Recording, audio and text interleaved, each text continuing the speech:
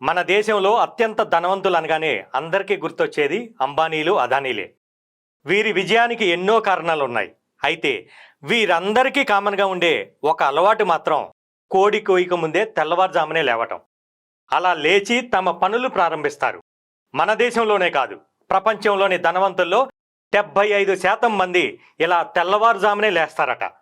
మన దేశంలో అపర కుబేరుడు రిలయన్స్ సంస్థల అధినేత ముఖేష్ అంబానీ. అతని జీవన శైలి చూస్తే అందరూ ఆశ్చర్యపోతారు. కొడుకు పెళ్లి కోసం కొన్ని కోట్ల రూపాయలు ఖర్చు పెట్టారు. అంత విలాసవంతమైన జీవితం గడుపుతున్న వ్యక్తి ఉదయం లేచేది మాత్రం 4 గంటలకే. 5 ఆయన సాధారణ దినచర్య మొదలైపోతుంది. అతనికి ఉదయం 4 గంటలకే మెలకు వచ్చినా నిద్రమత్తు వదిలించుకొని సాధారణ పనుల్లోకి దిగేందుకు కొంత సమయం తీసుకుంటారు. అలా 5 గంటల నుంచి వ్యాయామంతో తమ పనులు మొదలు పెడతారు. కాసేపు ఈత కొడతారు, వార్తాపత్రికలు చదువుతారు, స్నానం చేసి బ్రేక్ఫాస్ట్ తింటారు. 8:30 కల్లా ఖచ్చితంగా తన ఆఫీస్కు చేరుకుంటారు.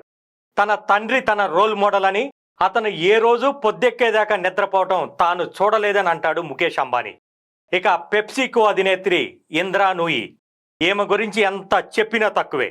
నిద్రకు తక్కువ ప్రాధాన్యత ఇచ్చే వ్యక్తి ఈమె. తన 3 పిల్లలు పుట్టాక ఎక్కువసేపు నిద్రపోయే అవకాశం తగ్గిపోయిందని, అదే తనకు అలవాటైపోయిందని అంటారు.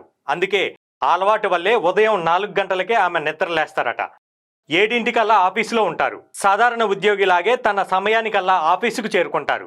అంత క్రమశిక్షణగా ఉన్నారు కాబట్టే ప్రపంచంలోనే విజయవంతమైన, శక్తివంతమైన మహిళగా పేరు తెచ్చుకున్నారు.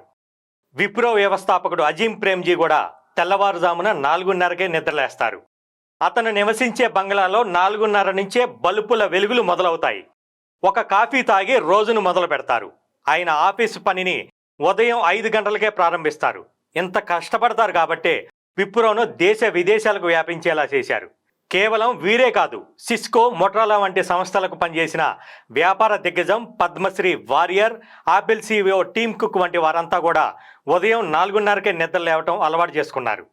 తెల్లవారుజామున నిద్ర లేవటం వల్ల మెదడు చురుగ్గా ఉంటుందని, శరీరం ఉత్సాహంగా పనిచేస్తుందని చెప్తారు.